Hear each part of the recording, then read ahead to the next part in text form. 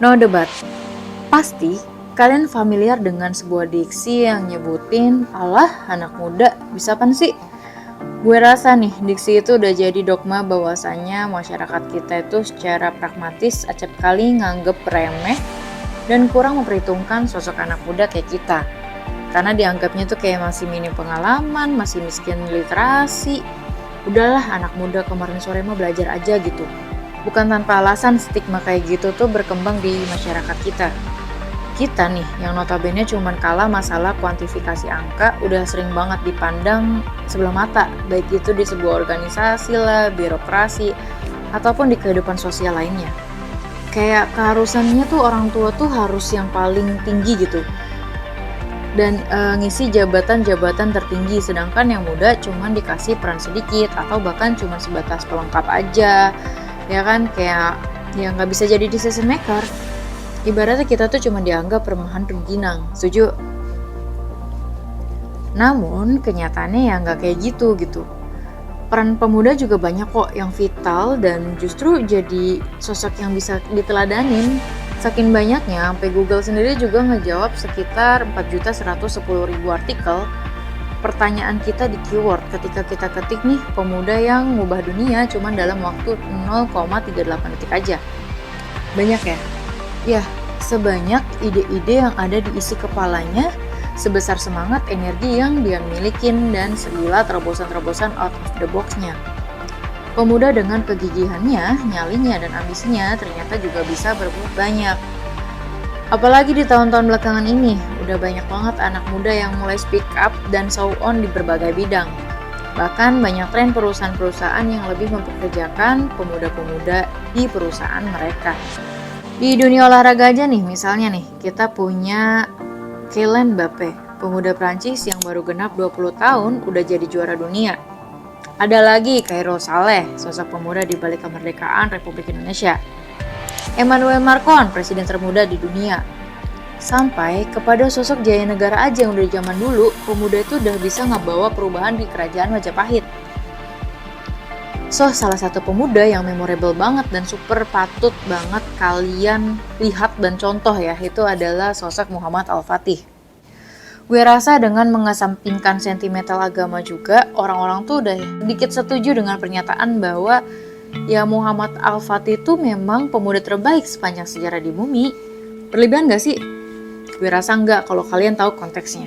Karakteristiknya itu ya sama seperti pemuda pada umumnya aja, yang ambisius, berapi-api, on fire, dan lain-lain. Namun dengan padu-paduan yang baik antara karakteristik tersebut dengan iptek dan imtek yang dia milikin. Ditambah lingkungannya juga yang supportable dan dia bisa ngelakuin apa aja yang udah dia lakukan pendahulunya selama beberapa ratus tahun terakhir. Yang gak bisa dilakukan nih, ditaklukin sama dia dan bisa dikalahkan bahkan sampai 1000 tahun belakangan. Nah, gue bantu ilustrasikan tembok Konstantinopel bagi yang belum tahu. Ini tembok tuh kokoh banget dan mungkin berpuluh-puluh kali lipat dari kokohnya pondasi gedung Burj Khalifa di zaman sekarang. Tembok yang udah dari dulu banget diimpikan dan ditembus oleh pejuang-pejuang muslim untuk ditaklukin. Bahkan mulai dari zaman sebelum Nabi Muhammad SAW. Ini bisa takluk di tangan anak muda yang masih kepala dua. Mungkin teman-teman nih bisa lebih kenal lagi dengan Muhammad Al-Fatih dengan kisahnya di YouTube dan referensi lainnya. Karena banyak banget orang yang terinspirasi dan mengagumi sosoknya. Dengan membuatkan artikel atau konten biografinya, mungkin bisa ratusan atau ribuan artikel ya, belum lagi buku-buku biografinya. Dan gue yakin minimal kalian yang belum tahu dan ngebaca itu bisa tertegun atau yang minimal kalian bisa berimpact lah gitu buat hidup kalian. Tapi satu yang mau gue tekanin di sini seperti yang udah gue singgung di awal.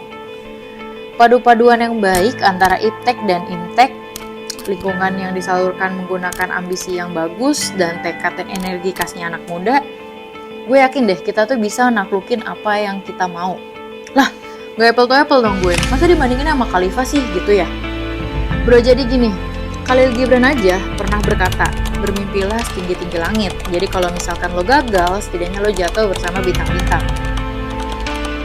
Percaya deh, dengan kekuatan impian yang secara gak sadar udah terpatri di dalam bawah sadar kalian, kalian tuh udah bisa ngegerakin jiwa dan raga kalian secara tidak sadar untuk ngewujudinnya. So, ini poinnya. Buat teman-teman Akademi Prestasi dan pejuang PTN di seluruh Indonesia dimanapun kalian berada, logikanya gini ya. Kalau tembok Konstantinopel yang dirasa itu mustahil untuk ditaklukkan aja bisa takluk, masa tembok UI, UGM, Unpad, IPB, atau universitas lainnya, ya masa nggak bisa kalian taklukin sih? So, apapun impian teman-teman, asalkan bisa diperjuangkan dengan serius dan sungguh-sungguh, itu pasti akan terwujud. Yakin bakalan terwujud, jadi percaya aja. Oh ya, buat teman-teman pejuang PTN semua, jangan lupa di subscribe channel ini, karena kedepannya bakal banyak banget konten-konten yang kece yang bisa jadi insight-nya teman-teman semua. Di like juga ya, karena apresiasi teman-teman juga berharga nih buat kita. Share jika dirasa video ini bermanfaat, karena dengan begitu semakin banyak kebaikan dan energi yang bisa disalurkan dari video-video kita selanjutnya. See you next video. Oh iya, yang terakhir, coba dong di-spill di kolom komentar tembok PTN mana yang teman-teman lagi incar dan pengen banget dirobohin. Barangkali teman-teman bisa berteman ya dengan pejuang-pejuang lainnya yang punya tekad dan impian yang sama.